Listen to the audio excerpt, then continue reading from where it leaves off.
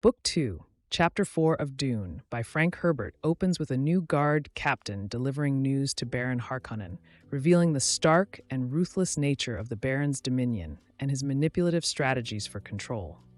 The captain reports that Paul Atreides and his mother Jessica are presumed dead after flying into a violent storm, a declaration that does not satisfy the Baron due to the lack of physical evidence of their demise.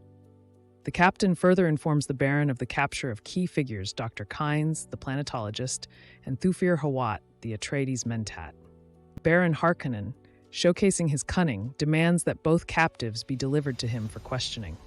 With calculated ruthlessness, the Baron orders Dr. Kynes to be killed under the guise of an unfortunate accident, thereby eliminating a potential threat without directly defying the Emperor, who Kynes serves. This demonstrates the Baron's adeptness at navigating the intricate political landscape of the Dune universe, where appearances must be meticulously maintained to avoid repercussions from higher authorities. The manipulation deepens as the Baron plots to convert Thufir Hawat to his cause. Despite his captain's warnings about the dangers of trusting Hawat, the Baron is confident he can exploit Hawat's anger towards Lady Jessica, whom the Harkonnens have framed as a traitor. Additionally, the Baron devises a sinister plan to ensure Hawat's loyalty by poisoning him and controlling the antidote. A tactic that illustrates the depths of the Baron's malevolence and his reliance on betrayal and subjugation to maintain power.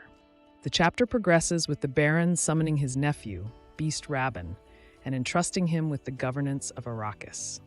The Baron dismisses Rabban's intellectual capabilities, viewing him only as a tool to generate income from the lucrative spice mining operations on the planet.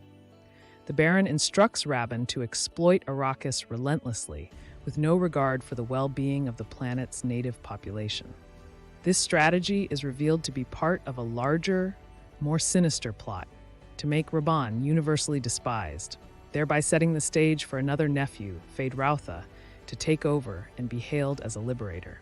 This plan underscores the Baron's Machiavellian approach to ruling, where brutality and oppression are tools to shape public perception and manipulate future outcomes to his advantage. This chapter highlights the Baron Harkonnen's strategic mind, his utter lack of empathy, and his willingness to employ cruelty and deception to consolidate his power.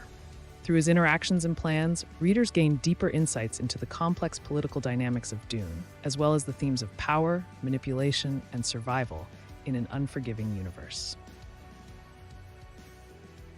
That's all for today. If you liked this bookly chapter summary, please let me know by pressing the like button or leaving a comment down below.